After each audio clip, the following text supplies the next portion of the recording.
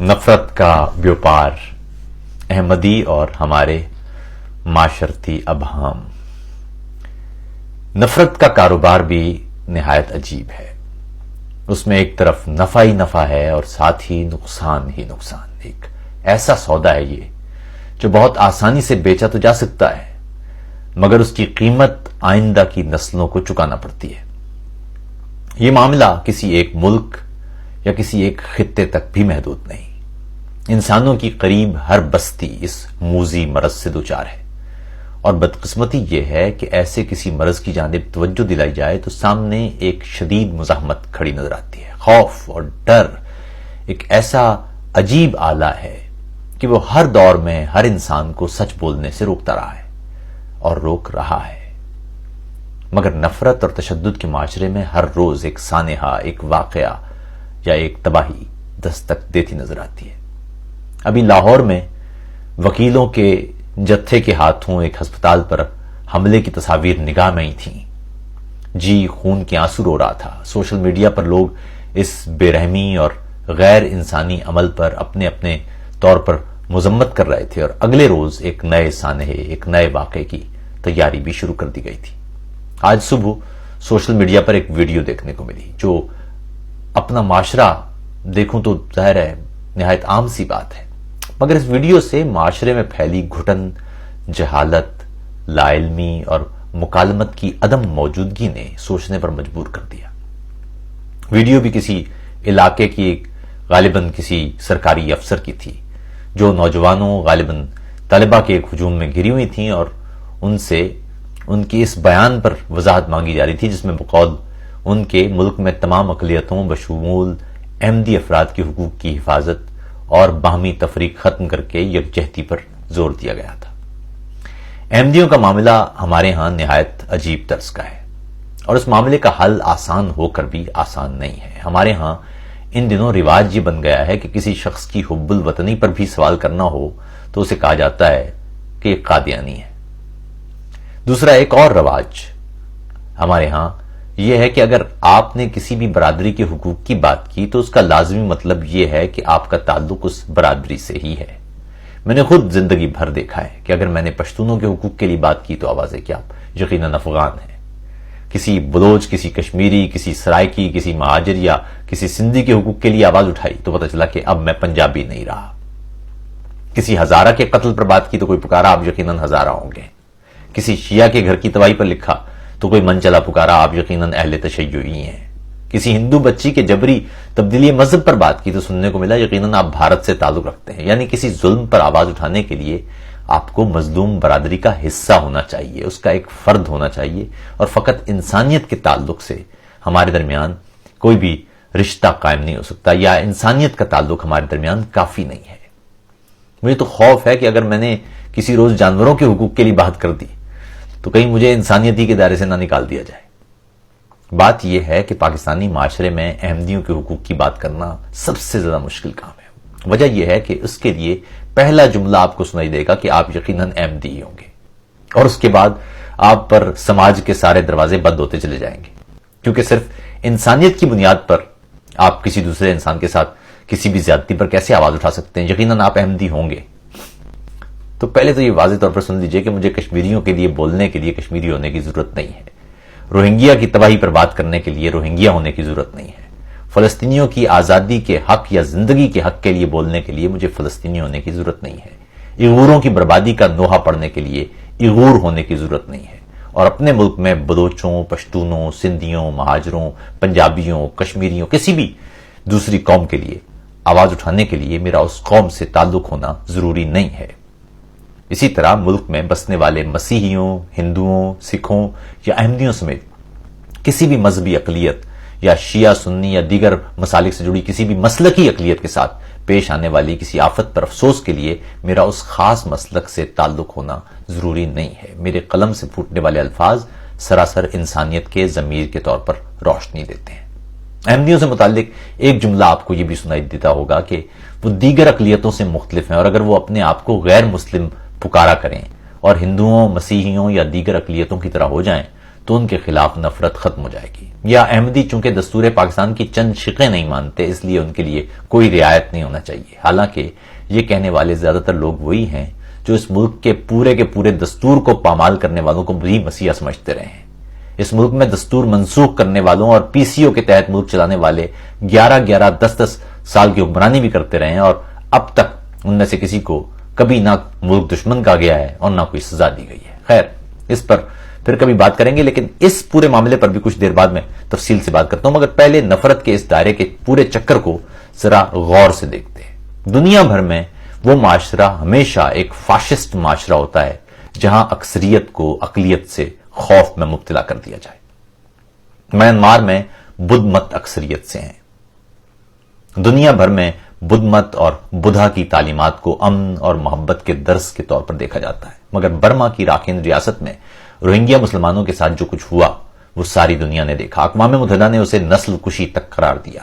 اور برما میں جو جملہ سب سے زیادہ فروخت ہوا وہ تھا کہ یہ جو روہنگیا ہیں یہ خود کو بنگلہ دیشی کہہ لیں تو سکون سے رہ سکتے ہیں، دوسری صورت میں ان پر زندگی کے دروازے بند کر دیے جائیں گے. چینی علاقے سینکیانگ میں ایغوروں سے متعلق چینی حکام کا کہنا ہے کہ ایغور اپنا مذہب، اپنی ثقافت سب چھوڑ دیں کیونکہ اس سے چین کو خطرہ ہے. اور اس خطرے کو عوام میں بیچ کر لاکھوں ایغوروں کو حراستی مراکز نما تربیتی گھروں میں منتقل کر دیا گیا جہاں انہیں اچھا والا چینی باشندہ بنایا جا رہا ہے. کردوں کی حالت ہمارے سامنے ہے، فلسطینیوں کی حالت ہمارے سامنے ہے. بھارت میں انتہا پسند ہندوؤں کا موقف ہے کہ وہاں سکھ، مسیحی اور بدھ مت کے پیروکار اقلیتی بھی تو بستی ہیں مگر مسلمانوں سے دیش کو خطرہ ہے، اس لیے ان مسلمانوں کا بندوبست کرنا پڑے گا. جرمنی میں نازی دور میں یہودیوں اور ہر غیر جرمن نسل فرد سے متعلق کچھ اسی طرز کی رائے تھی. اس طرح لوگوں کو چن چن کر قتل کیا گیا یا ملک بدر کیا گیا جو نازیوں کے طے کردہ فارمولے پر پورے نہیں اترتے تھے، حب الوطنی کے نازی فارمولے پر پورے نہیں اترتے تھے. احمدیوں سے متعلق ہمارا معاشرتی رویہ اس سے مختلف نہیں ہے. اعتقاد یا نظریے کا مختلف ہونا یا ان کے نظریے سے اختلاف ہونا ایک انسانی اور علمی معاملہ ہے، اعتقاد کا معاملہ ہے، ایمان کا معاملہ ہے. کوئی احمدی مجھ تک پہنچ کر اپنا مذہب تبلیغ کرنا شروع کرے گا تو اسے معلوم ہو جائے گا کہ وہ کہاں ہیں اور میں کہاں ہوں.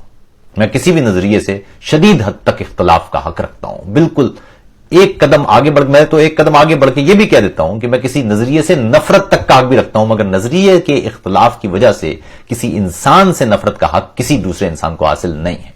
دنیا بھر میں ہر سانحہ اسی تقسیم کا شاخسانہ ہے جب لوگ نظریات کے اختلاف کی وجہ سے انسانوں کے مخالف ہو گئے. کوئی بھی معاشرہ صرف اور صرف اس وقت ترقی کرتا ہے جب وہاں نظریات پر اختلافات تشدد کی صورت میں دکھائی نہیں دیتے بلکہ معاشرے میں مکالمت ہوتی ہے.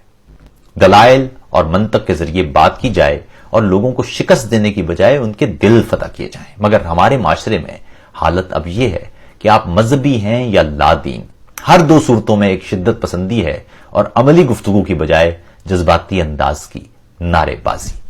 کچھ عرصے قبل کی بات ہے، میں اجمیر شریف میں بابا معین الدین چشتی اجمیری کے مزار پر چلا گیا. ایک دوست نے تصویر لی تو میں نے وہ تصویر سوشل میڈیا پر پوسٹ کر دی. اس پر کچھ لادین دوستوں نے نیلی پیلی پوسٹیں بنا کر میرے بارے میں نفرت انگیز جملوں سے مرصع ایک پوری مہم شروع کر دی. اس سے قبل طالبان کی دہشت گردی سے متعلق ایک نظم پر مذہبی دوستوں نے ایک نفرت انگیز مہم شروع کی رکھی. سوال یہ ہے کہ ایسا کیوں ہو رہا ہے اور اس کا حل کیا ہے؟ اس سوال کا جواب ہے ہمارے معاشرے میں گناہ اور جرم کے درمیان فرق ختم کر دیا گیا ہے. کسی گناہ پر کسی انسان کو سزا دینے کا اختیار خدا کے پاس ہوتا ہے جبکہ معاشرے کا کام کسی انسان کو کسی جرم پر سزا دینا ہوتا ہے. ہمارے ہاں معاملہ یہ ہے کہ گناہ پر سزا ہم دینے لگے ہیں اور جرم پر سزا خدا پر چھوڑ دی ہے. یعنی جو کام خدا کے کرنے کا ہے وہ ہم کر رہے ہیں اور جو کام ہمارے کرنے کا ہے وہ ہم نے خدا کے سپرد کر رکھا ہے. اس کا حل یہ ہے کہ اس فرق کو ختم کیا جائے جو انسانوں کے درمیان مذہب یا رنگ یا نسل یا مسلک کی بنیاد پر قائم ہے. خدا کو اپنا کام کرنے دیں اور معاشرہ اپنا کام کرے. ایمان اور اعتقاد جانچنا خدا کا کام ہے جبکہ معاشرتی قوانین کا کام جرائم کا انسداد ہے. گناہ اور خدا اور فرد کا معاملہ ہے، خدا اس سے نمٹے گا، جرم سے آپ نمٹیے. یہ ابہام معاشرے ہی کا نہیں بلکہ ریاست تک کا مسئلہ بن گیا ہے. جب کوئی ریاست کسی ایک مذہب کو سرکاری بنا لے تو سوال یہ ہے کہ پھر اس پر بسنے والے دیگر مذاہب کے لوگ کس طرح پہلے درجے کے شہری رہیں گے؟ اور اگر کوئی ریاست اپنے شہریوں کے درمیان مذہب کی بنیاد پر تفریق شروع کر دے تو پھر وہ کس طرح ترقی پا سکتی ہے؟ یہ کیسے ممکن ہے کہ کوئی ماں اپنے بچوں کے درمیان فرق کرے اور گھر قائم رہے یا گھر برقرار رہے یا ترقی کرے؟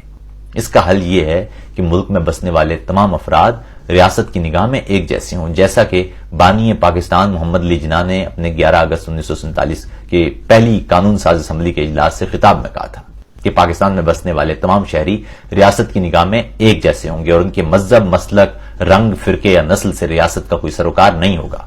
اور آخر میں ایک بات اور سمجھ لیجئے، کسی بھی شخص کو یہ حق حاصل ہوتا ہے کہ وہ نظریے سے اختلاف کی بنیاد پر کسی دوسرے شخص کو اس نظریے کا ماننے سے انکار کر دے۔ مثال کے طور پر میں کسی شخص کے نظریات سن کر یہ سمجھنے کا یا ماننے کا یا قرار دینے کا حق رکھتا ہوں کہ وہ انسانیت کا علمبردار فار ایگزامپل نہیں ہے، مگر مجھے یہ حق حاصل نہیں ہے کہ میں اسے کہوں کہ وہ خود یہ تسلیم بھی کرے۔ اسی طرح آپ کو یا مجھے یہ حق حاصل ہے کہ میں کسی احمدی کو مسلمان تسلیم نہ کروں، مگر ہمیں یہ حق ہرگز حاصل نہیں ہے کہ ہم طاقت کے زور پر اسے کہیں کہ وہ اپنے آپ کو غیر مسلم بھی کہے۔ کسی احمدی کو غیر مسلم سمجھنا آپ کا حق ہے، مگر اس کو خود کو غیر مسلم سمجھنا یا نہ سمجھنا یہ اس کا حق ہے۔ اسی طرح کسی احمدی کا مجھے غیر مسلم سمجھنا اس کا حق ہے، مگر یہ کسی صورت قابل قبول نہیں ہوگا کہ وہ کسی علاقے میں اکثریت کے حامل ہو جائیں اور مجھے مجبور کریں کہ میں خود کو مسلمان کہنا چھوڑ دوں۔ نظریات سے اختلاف کا مکمل حق دلیل کے ذریعے انہیں صریحاً رد کرنا اور اپنا نظریہ مکمل استدلال کے ساتھ سامنے رکھنا بہتر انسانی معاشرے کی ضمانت ہوتا ہے۔ تشدد، طاقت، دھونس اور منہ سے جھاگ نکالنے یا چنگاڑنے کی بجائے علمی انداز سے گفتگو کا راستہ اپنائیے، مکالمت کا راستہ اپنائیے، علم کا راستہ اپنائیے۔ نظریاتی اختلاف پر یا اعتقاد کے یا مسلک کے اختلاف پر لوگوں کی گردنیں نہیں ماری جاتی، بلکہ استدلال سے نظریات کو شکست دے کر انسانوں کے دل بدلے جاتے ہیں۔ کیوں گفتگو نہیں ہو سکتی؟ کیوں ہم نظریات کے اختلاف پر بات نہیں کر سکتے؟